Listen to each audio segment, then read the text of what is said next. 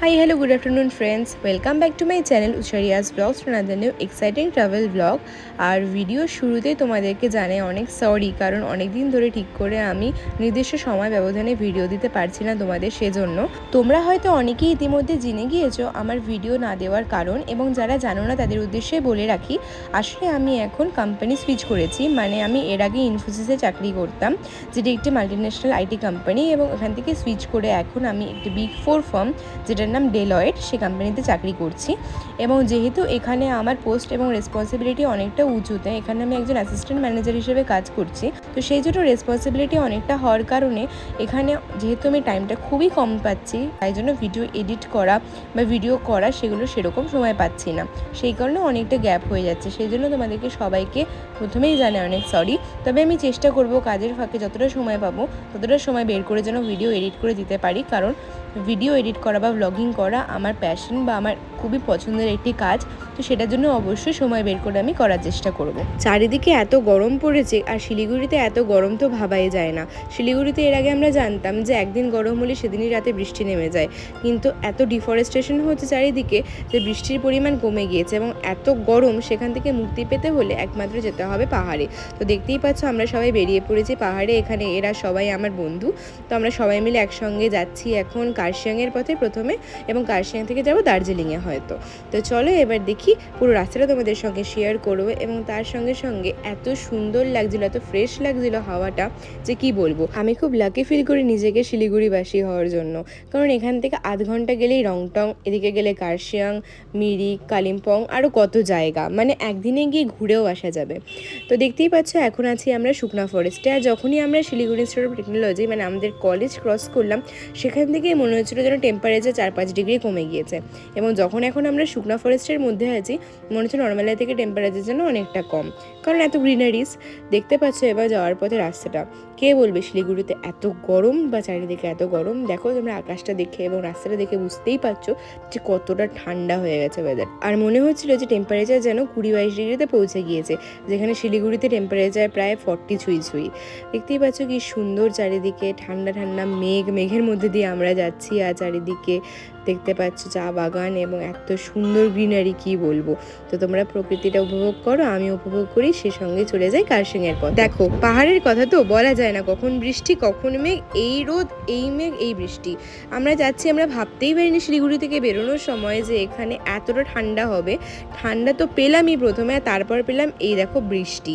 আমরা একটা সোয়েটারও পর্যন্ত ক্যারি করিনি শিলিগুড়ি থেকে, আর এখন এত ঠান্ডা লাগছিল যে আমাদেরকে একটা জায়গায় দাঁড়িয়ে জ্যাকেট সোয়েটার কিনতে হলো। দেখতেই পাচ্ছ কি সুন্দর লাগছে টয় ট্রেনটা দেখতে। এরকমই সুন্দর সুন্দর বিভিন্ন দৃশ্য দেখতে পাবে পাহাড়ের পথে। তোমরা যদি যারা গিয়েছো পাহাড়ে তারা তো জানোই কীরকম সুন্দর লাগে, আর যারা পাহাড়ে এখনও আসুনি, দার্জিলিং কার্শিয়াংয়ে আসুনি, তারা অবশ্যই এসে দেখে যেও। দেখো মাঝখানে আমরা বৃষ্টির জন্য দাঁড়ালাম একটা জায়গায় যেটার নাম মার্গারেটস ডেক। এখানে আমরা ব্রেকফাস্ট করেছি, এখান থেকে কত সুন্দর ভিউ দেখা যাচ্ছে দেখো।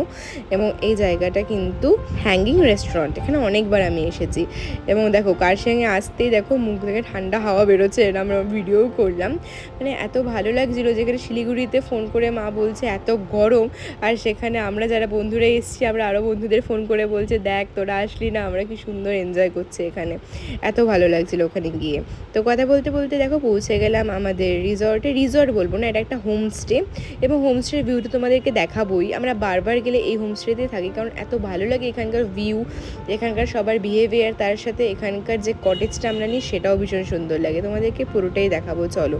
তার আগে বলে রাখি, আমরা শিলিগুড়িতে যখন বেরোলাম তখন তো আমরা কোনো সোয়েটারই ক্যারি করিনি, কারণ আমরা ভাবলাম এখানে এত গরম, ওখানে আর কি হবে। প্রথমে যেতে যেতে লাগলো ঠান্ডা লাগার জন্য আমরা জ্যাকেট নিতে বাধ্য হলাম সব বন্ধুরা। জ্যাকেট নেওয়া যখন বেরোলাম তখন দেখলাম সেখানে নামলো বৃষ্টি। ভাবলাম রেইনকোটটাও নিলে ভালো হতো, কিন্তু যাই হোক যেহেতু ওয়াটারপ্রুফ জ্যাকেট ছিল কোনো অসুবিধা হয়নি। দেখো কি সুন্দর ভিউ লাগছে এখান থেকে, পুরো মেঘে ঢেকে আছে চারিদিক এবং বৃষ্টি হচ্ছে। তো তোমাদেরকে ভালো করে ভিউটা দেখাই। আর যেহেতু ছিল অফিসের কাজ, রেসপন্সিবিলিটি, সেই কারণে অফিসের ল্যাপটপটা একটু ওপেন করতে হলো। তবে তোমাদেরকে দেখাই আমার ওয়ার্ক স্টেশনটা, দেখলে তোমরা অবশ্যই বলবে বাহ, এরকম ওয়ার্ক স্টেশনে তো সারাদিনও কাজ করা যায়। হ্যাঁ দেখো কি সুন্দর ওয়েদার, চারিদিকে মেঘে ঢেকে আছে, আর এত ঠান্ডা ঠান্ডা হাওয়া, মেঘের মধ্যে বসে আমরা করছি অফিস। উফ, এরকম অফিসের জায়গায় যদি পেতাম আমরা স্যাটারডে সানডে করে অফিস করতাম। যাই হোক, এ কথা না বললেই হলো। তো তো চলো এবার খেয়ে নিই চা, কারণ পাহাড়ে এসে ঠান্ডা ঠান্ডা ওয়েদারে চা না খেলে কি ভালো লাগে। চলো চলে এসেছে দার্জিলিং টি। এবার একটু চা খেতে খেতে অফিসে যেটুকু কাজ বাকি আছে করে নেওয়া যাক, এবং তারপর সবাই মিলে একটুখানি ঘুমাবো, এবং তারপর দুপুরবেলা উঠে আবার দেবো আড্ডা। ঘুমোবো কি তার আগে দেখো এত সুন্দর ওয়েদার, এই ছিল মেঘ, এক্ষুনি শুরু হয়ে গেল বৃষ্টি। তোমাদেরকে যেমনটা বলছিলাম, পাহাড়ে কিছু প্রেডিক্ট করা যায় না, পাহাড়ে কোনো ওয়েদার ফোরকাস্ট দেখে কিচ্ছু লাভ নেই, কারণ এই বৃষ্টি এই রোদ, এক্ষুনি দেখবে রোদ উঠে যাবে, এক্ষুনি দেখছো বৃষ্টি। তো কী আর করা যাবে, এটার জন্যই তো এসেছি পাহাড়ে, পাহাড় জায়গাটাই তো এত সুন্দর লাগে এই জন্য। শিলিগুড়ি থেকে যখনই বাইরে যাই, যখনই হায়দ্রাবাদে থাকি বা কলকাতায় থাকি, যেখানেই থাকি না কেন, পাহাড়টাকে বড্ড বেশি মিস করি। আমার কত ভিডিও জমে গেছে পাহাড়ে, সব ভিডিও এখন ক্লিয়ার করছি, সেই জন্য ভিডিওগুলো এখন করা। তো চলো আমরা একটু চা খেতে খেতে বৃষ্টি দেখতে দেখতে একটু সংসারে গল্পই করে নিই। তোমাদেরকে বলছিলাম না এত সুন্দর লাগে পাহাড়ে আসলে, দেখো একটু আগে তোমাদেরকে রাস্তায় দেখালাম টয় ট্রেন, এখন দেখো আবার যাচ্ছে টয় ট্রেন। আর এই হোমস্টেতে এত সুন্দর জায়গায়, সামনে দিয়ে কি সুন্দর দেখো টয় ট্রেনের লাইন, এবং আওয়াজটাও শুনতে যেন বড্ড বেশি ভালো লাগে। তবে এখান থেকে দেখে মনে হচ্ছে তো আমি দোতলায় দাঁড়িয়ে আছি, তা নয় কিন্তু আমি দাঁড়িয়ে আছি 6 তলায়। পাহাড়ের বাড়িগুলো সাধারণত এরকমই হয়, নিচ থেকে শুরু হয় কিন্তু উপরে দেখে মনে হয় যে আমি আছি দোতলায়, কিন্তু অ্যাকচুয়ালি আছে 6 তলায়।